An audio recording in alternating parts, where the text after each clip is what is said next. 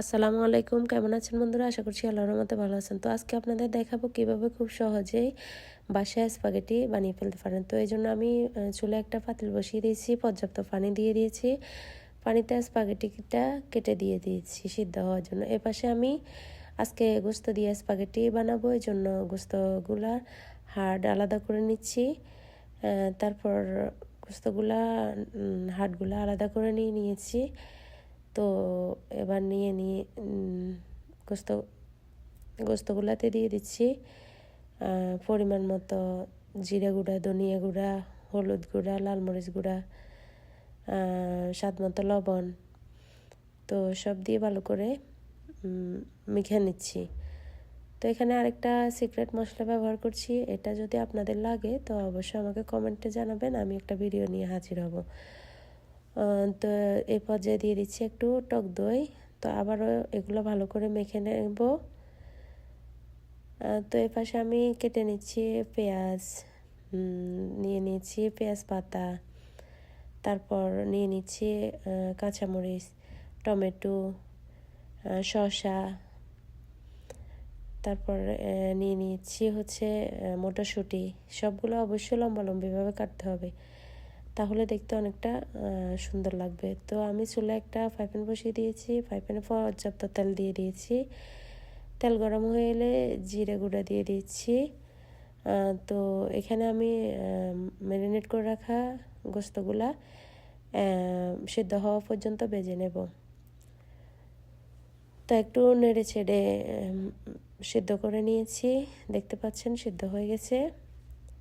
তো এই পর্যায়ে দিয়ে দেব পেঁয়াজ কুচি, তারপর কাঁচামরিচ, পেঁয়াজ পাতা। তো আমার আজকে গাজর ছিল না, যার জন্য আমি দিতে পারি না, আপনারা চাইলে বাসায় গাজর অ্যাড করতে পারেন। তারপর দিয়ে দিয়েছি টমেটো, মটরশুঁটি, তারপর খুবই সামান্য পরিমাণে লবণ, হলুদ আর লাল মরিচ গুঁড়া দিয়ে দিয়েছি। তো ভালো করে এগুলাকে সেদ্ধ হওয়া পর্যন্ত অপেক্ষা করব। পুরা সিদ্ধ হতে হবে না, যেহেতু এগুলা সবগুলা কাঁচাই খাওয়া যায়, এই জন্য একটু হলেই হবে। তো এখানে দেখতে পাচ্ছেন প্রায় হয়ে এসেছে। এ পর্যায়ে দিয়ে দেবো টমেটো কেচাপ। তো দিয়ে ভালো করে নেড়ে ছেড়ে আবার দিয়ে দিচ্ছি পানি জড়িয়ে রাখা স্পাগেটিগুলা। তো এগুলাকে ভালো করে জোরে আগুন দিয়ে মিশিয়ে নিতে হবে। মিশিয়ে নিলেই রেডি হয়ে যাবে আজকের স্পাগেটি। তো আমি এখানে ভালো করে মিশিয়ে নিচ্ছি। এটা একটু ধৈর্য সহকারে মেশাতে হবে ভালো করে।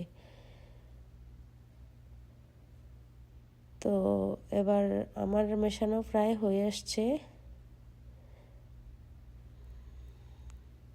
তা আমি একটা বাটিতে নিয়ে নিচ্ছি। তো এ পর্যায়ে বলে রাখি, আমার ভিডিওটা যদি আপনাদের ভালো লেগে থাকে তবে অবশ্যই আমার পাশে থাকবেন, আর আপনারা বাসায় ট্রাই করবেন। এটা বাচ্চাদের খুবই পছন্দের, বড়রাও পছন্দ করে। তো আমি সবগুলো নিয়ে নিয়েছি। তো কেটে রাখা শসাগুলা ভালো করে সুন্দর করে সাজিয়ে নিয়েছি। তো দেখতে পাচ্ছেন আমার আজকের রেসিপি স্পাগেটি, চিকেন স্পাগেটি পুরোপুরি রেডি। ভালো থাকবেন সবাই, আল্লাহ হাফেজ।